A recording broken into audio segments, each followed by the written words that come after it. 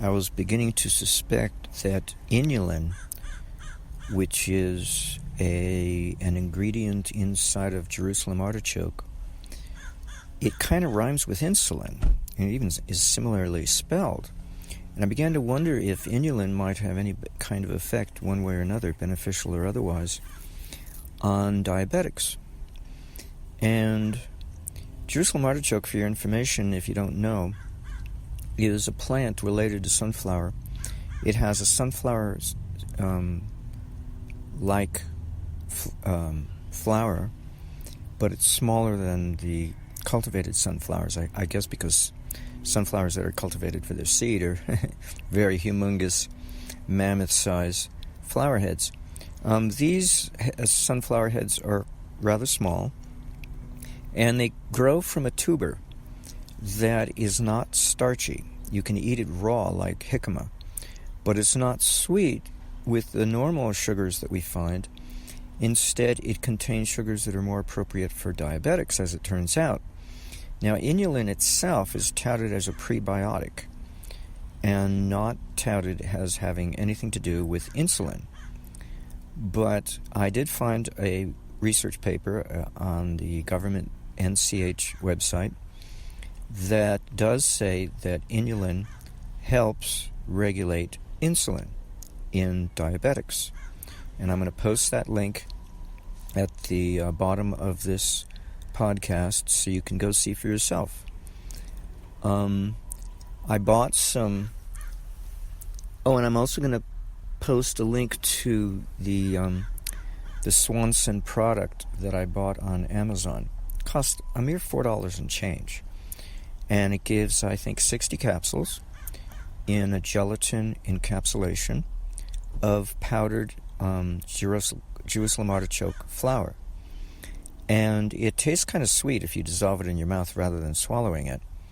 I'm not sure yet to confirm one way or another whether or not I think it helps me. Due to the antifreeze poisoning, one of the possible symptoms is diabetes. And I know this because I had a roommate who was heavily poisoned by that and other chemicals, such as inhaling paint cans. And he was a diabetic and a vegan. And he ate a very high oil diet, but everything was fried, swimming in oil. But he also had to take insulin shots. And I know as a fact, not from that maybe so much as, well, yeah, from that and my own experience, that the medical profession does not have a treatment modality for antifreeze poisoning, but will always misdiagnose it as diabetes, type 2 late onset adult diabetes. And it's a convenient way to push insulin. You know, you can't make any money off of a natural treatment, but insulin is a pharmaceutical, so why not be a pharmaceutical treatment, get more money to the pharmaceuticals, and prop up a failing pancreas. Now, I know that's what I have, but it's mild, but it is there. And one way diabetics self-medicate their diabetes is with alcohol abuse. Because it's a high, or you get depressed if you go too far, right? But it can be a high if it's mild usage, and because it's a toxin, alcohol, it speeds up the absorption and metabolism, the rate of metabolism, the metabolic rate of oxygen in brain cells by absorbing calcium at a faster rate. Now, that's another thing that's very interesting, that gelatin helps with the absorption of calcium and other minerals. That's why Edgar Casey recommended the consumption of Jell-O with salad, so that you would absorb the minerals from the vegetables, because they're raw and difficult to absorb. Whereas if you simmer them, like simmered vegetables, you'd more readily absorb the minerals. But gelatin does a lot of interesting things, and it's uncanny in its utter simplicity what it does. you can get gelatin capsules from the health food store. And the capsule itself is not made out of gelatin, but the contents is powdered gelatin. But these Jerusalem Artichoke capsules are encapsulated with gelatin. And so you get a little bit. Not a lot, but a little. And, of course, you get the Jerusalem Artichoke. And Jerusalem artichokes are not hard to grow. You know, they're about as easy to grow as sunflower plants. The only difference is you don't have to replant it like you do sunflower every year. You just have the tubers, and it keeps coming up from one year to the next, and grows more tubers. So you probably have to harvest a few to clear out the field so it doesn't get too congested. Let's see, what else? So I'll give a link to the science article, a link to the Jerusalem artichoke sold on Amazon. I'll also add a link to the Solgar gelatin capsules, because I think it's related, sort of. Not really, but I mentioned it, so why not? And I'm experimenting by ingesting collagen, because it's a similar kind of thing, and it's different. I noticed it in baby food, basically. I'm eating a lot of baby food these days because they're very convenient. As a guy who can't cook, not that I wouldn't want to, but actually a lot of times I don't want to. So they're very convenient, although it is a landfill problem, those pouches, along with the cartons that are lined with foil and plastic and cardboard. But in any case, there was a smoothie, a baby food smoothie, touted as a smoothie. It doesn't taste like a smoothie at all. It tastes horrible. And it has collagen in it. I don't think I'm going to buy that anymore. So I was looking for other sources of collagen. And I found these little tubes, just a few grams or milligrams of powdered collagen. It wasn't cheap. It was $2-3, I think. I think it was $3 for one serving, unflavored. I got it from Sprouts Natural Foods Market. They do come in a box, but they don't put too many in the box. It's very expensive stuff. They also, besides the bovine source that is cheaper, like $25 for $30, you can get it made from fish if you prefer. And you spend even more money, it can be extracted from plants, so you can get a vegan version of collagen. Collagen, however it's pronounced. Right now I'm using the cheapest version because I'm eating gelatin, so why be picky? And the gelatin really agrees with me, so I don't eat flesh food anymore, like turkey or chicken, because it's too weird, and gelatin is perfect. It counterpoises these senna herbal laxative pill that I have to take to be able to poop, because that senna laxative with Cape aloe is too effective and gives me diarrhea. I started out by using Chocolax because I saw it in an animated feature film involving it's called Iron Giant, and it involves the love relationship between this Iron Giant and a young boy, and the friendship. And it's a derivative from the book that also spawned the character Iron Man in Marvel Comics, so it has various offshoots. So it's an homage kind of thing to that character created by that author in his book. Anyway, the kid feeds G-Man some Chocolax in his ice cream soda at the soda fountain place where they go to. This is in the 50s. It's set in the 50s, so it's the nuclear scare era, And in any case, I don't want to give too much away, but it's a very interesting feature film called Iron Giant, feature animation. Anyway, so he uses Chocolax, so that's when I first started using it. Then I looked it up, and hey, this is senna. It's sennasoid. It's derived from the senna plant. So I might as well just get the herb. And I tried the tea, and then I centered on these pills. They're very effective, kind of bitter, but they give me diarrhea. They're so effective. So it reminds me of what my mother went through, because we both have similar poisonings, at least not the antifreeze, but creosote bush. The extract is used on telephone poles and on the sides of floor paneling, which was turned upside down in her home in Studio City, exposing her to the outgassing of that film instead of it facing downwards into the crawl space, because whoever modeled the brother-in-law who remodeled her home for the prior owner put all of the floorboards upside down that he put in. It's unbelievable. And the only one exposed, though, was the master bedroom, because all the other floorboards were covered with parquet or linoleum or tile. So she came down with ALS, although that was the second diagnosis. The first one was toxicity from man-made poisons, but there's no treatment for that in UCLA. Although there is detox, there are such things as detox, like EDTA, disodium EDTA, which is a vinegar compound, found in various, it's also used as a preservative, but it also can take out heavy metals from the body. But it's also used as a preservative in like Thousand Island dressing. So anywho, I had a very interesting salad just now. I had 2 portions of salad. One red butter leaf and the other romaine with red Savoy cabbage and shredded carrots. And a whole bottle of a buttermilk-based dressing, which was fantastic. And what else? Oh, and it also had egg yolk in it. And the powdered collagen from the tube-shaped foil pouch. 1 capsule I emptied out of gelatin, and then I followed up with another gelatin capsule because I had 2 bowel movements today, and the first one was hard like a rock, but the second one was a little bit emergency loose stools. So I thought, I need more gelatin in my diet.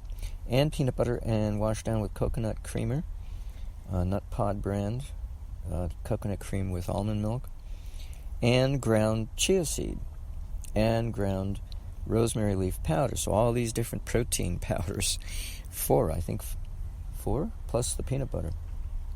So largely a protein diet and a fat diet, and not a whole lot of carbs. Peanuts do have some starch, but not too much. Because I'm not doing very well with ingesting too much carbs, but I can't help the fact that I love fruits and vegetables. So I get baby food pouches with all kinds of fruits in there, and yam, and all kinds of mixtures, banana, and whatnot. So I do have a sweet tooth, but I try to keep to that alone. And then if I really get hungry for sweet tooth, then I have dates in the form of Larabar that has cashew in it. And the dates is also another food that's good for diabetics, because it's a certain type of sugar that diabetics can tolerate, called invertase. Anywho, I think that's it for this recording. So I just want to let you know that there is indeed a relationship between inulin and insulin, between Jerusalem artichokes and the drug that is given to people who are diabetic. Of course, we produce insulin ourselves, but the problem with the diabetic is they don't produce enough or too much, or not when it's needed. I don't know. There's something weird going on with the diabetic's nervous system, or hormonal system, I should say. And inulin helps, even though inulin is a prebiotic touted to help with the formation of good bacteria in the colon. And interestingly enough, antifreeze poisoning can affect the colon. Mine is. I don't poop anymore because I don't get any exercise. Walking, for one thing, but 2, it's 20 years of this problem since the antifreeze poisoning happened to me 20 years ago, not to my mother. And I have a weakened immune system, weakened digestive force, namely I don't produce enough hydrochloric acid to break down starches and kill off germs in food, especially raw things like salad. And I have to avoid guacamole because more often than not I get sick from it. So I'm not in a good place, maybe you might say, but I use various protocols to put off the inevitable, because antifreeze basically hastens death. Whatever you're going to die of, it just makes it occur sooner rather than later. So, as a meditator, I started having the experience that meditators have who are dying of some incurable cancer or whatever. We become familiar with bliss as we meditate, so that when we die, the bliss just gets more intense. But that's if we continue to take the role of innocence, just like in meditation, in activity. But I had this thought come to me during meditation shortly after the poisoning: you don't have to die. Because I could see myself dying. It was some form of blood disease, like leukemia or something. I don't know what it was, but it was really weird, very severe. I had already watched all my cats die. And the raw food vegan diet, 100% raw food vegan diet, did not save me. It merely slowed down the progress of the illness. And any time I ate good food, it radically accelerated. It was very hard for me to stay raw more than 10 months a year anyway. I'm not really good at 100% raw food vegan diet for any length of time more than 10 months. So that thought came to my brain, and I objected right away. I thought, that's ridiculous. Okay. And so, but there was a catch. There was another thought that went along with it, and that is, you can fight this thing to stay alive, but it will cost you your bliss. And boy, did it cost me, because I don't get the bliss I used to get, you know.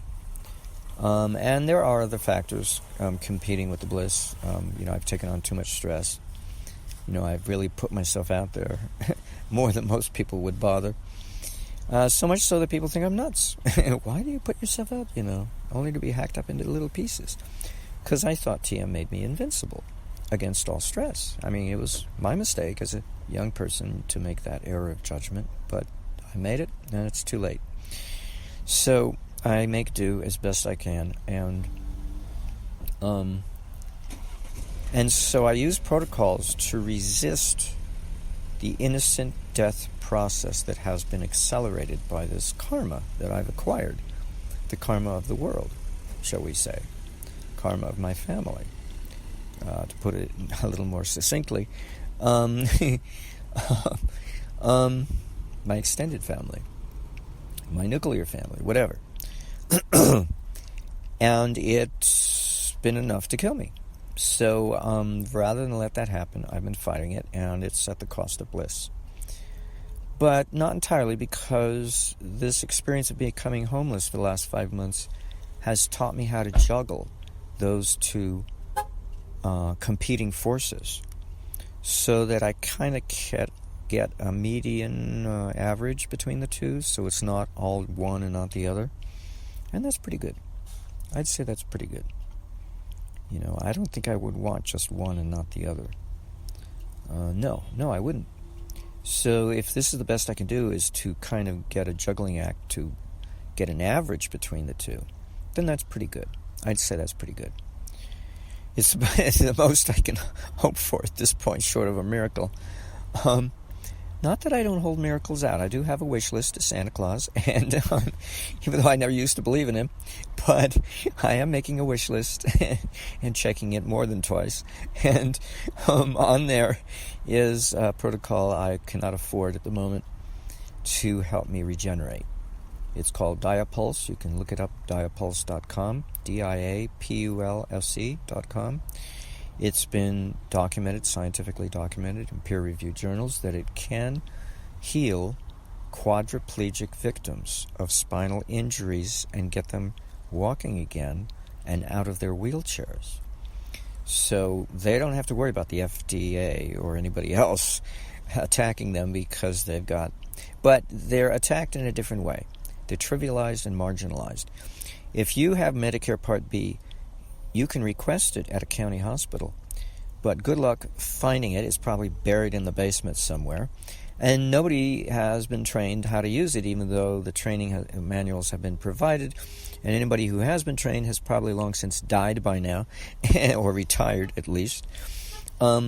Because the AMA doesn't want that sort of thing to get out in the open, that people can be healed and not keep coming back to see the doctor, not spend a lot of money on prosthetics. It's really ridiculous, the money-making scheme behind, the sham behind the AMA's policy of increasing the income of its members, because the AMA is not a scientific body. It is merely a workers' union with very strong ties to government. And because of that authoritarianism that it can invoke, putting out of business any MD it disapproves of by revoking their license to practice medicine, and claim that anybody else who's not an MD is practicing medicine without a license and put them out of business, they are very powerful. And so people assume that means they're scientifically qualified to be so powerful, but they're not. They're simply a workers' union with a lot of clout, a tremendous amount of clout. And I can't reiterate it enough times that that's all they are.